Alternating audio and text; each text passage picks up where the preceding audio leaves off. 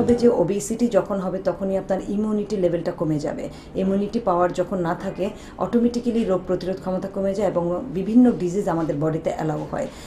খুব সিম্পলভাবে যদি বলি যে বাসায় কীভাবে ডায়েটটা করবেন, যে ওজন কমাতে চাচ্ছেন, ধরেন 3 থেকে 5 কেজি ওজন ফার্স্ট মান্থেই আপনি কমাতে চান, তাহলে আপনি চেষ্টা করবেন সকাল থেকে রাত পর্যন্ত, রাত 10টা পর্যন্ত আপনার খাদ্য তালিকাটাকে মিনিমাম 6 থেকে 7টা খাবারে ভাগ করবেন। এই খাবারগুলোকে মিনিমাম 3টা মেজর মিল থাকবে, অর্থাৎ ব্রেকফাস্ট, লাঞ্চ, ডিনার, 3টা হলো মেজর মিল। 3 থেকে 4টা স্ন্যাক্স আপনি রাখতে পারেন, মিড মর্নিং স্ন্যাক্স, বিকেলের স্ন্যাক্স, রাত 10টা 10:30 একটা স্ন্যাক্স ঘুমানোর। অনেকে আছেন যে একটু রাত জেগে কাজ করেন এবং ঘুমাতে দেরি হয়, তখন তারা বলেন যে একটু ক্ষুধা লেগে যায়, তাদের জন্য তারা ছোট্ট আরেকটা স্ন্যাক্স নিতে পারেন। সেই স্ন্যাক্সে কিন্তু আমরা ফ্রুটসটাকে খুব সুন্দর করে রাখতে পারি।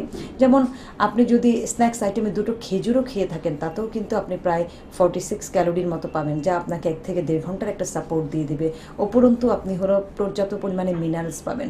খেয়াল করতে হবে দর্শক, ডায়েট করতে গিয়ে খাবারের যেন মূল কোনো খাবার বাদ না পড়ে, অর্থাৎ কার্বোহাইড্রেট, প্রোটিন, ফ্যাট, ভিটামিন, মিনারেলসের সমন্বয় ঘটিয়ে আপনাকে কিন্তু ডায়েট প্ল্যানটা করতে হবে। এবং আপনি সকালের নাস্তাটাকে চেষ্টা করবেন সপ্তাহে বিভিন্ন 3টা আইটেমে মিনিমাম ভাগ করতে। সাপোজ একদিন আপনি যদি খাদ্য তালিকায় রুটি, ভেজিটেবল এবং ডিম রাখেন, আরেকদিন আপনি মিল্ক এবং কোয়েকার রাখতে পারেন, আরেকদিন আপনি ব্রেড দিয়ে, ব্যানানা দিয়ে রাখতে পারেন, অথবা দই চিরা কলা রাখতে পারেন। উইকলি যদি আপনি 3 থেকে 4টা মেনু প্ল্যান করেন এবং প্রতিদিনের খাবারটাকে চেঞ্জ করেন, তাহলে আপনার বডিতে এটা মোর ইফেক্টিভ হয় এবং ফুডটাকে আপনি এনজয় করে কিন্তু আপনার ওজনটাকে কমাতে পারেন। 10টা 10:30 বা বিকেলের নাস্তায় ম্যাক্সিমাম সময় আপনি ফ্রুটস অথবা আপনি বাদাম অথবা মিল্ক বা মিল্ক প্রোডাক্ট আপনি রাখতে পারেন।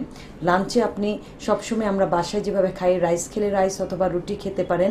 আপনি যদি লাঞ্চে দই চিরা কলাটাকেও রাখেন, তাতেও কিন্তু মনে রাখবেন যে আপনার খাবারের কিন্তু প্রত্যেকটা জিনিসই এখানে আছে। আমি বারবারই একটি কথা বলে থাকি যে যখনই খাদ্য তালিকা প্রণয়ন হবে, ইট শুড বি ব্যালেন্স, অর্থাৎ একটা খাবার থাকবে যার মধ্যে প্রত্যেকটা ইনগ্রেডিয়েন্টস আমাদের থাকবে। বিকেলের নাস্তায় আপনি চাইলে স্যুপ, জুস এই ধরনের খাবারগুলোকে ইনক্লুড করতে পারেন।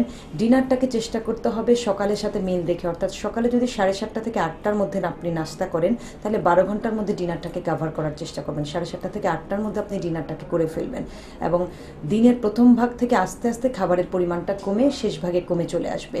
রাতের স্ন্যাক্সে অনেকে মিল্ক নিতে পারেন, ইয়োগার্ট নিতে পারেন, অ্যাপেল নিতে পারেন।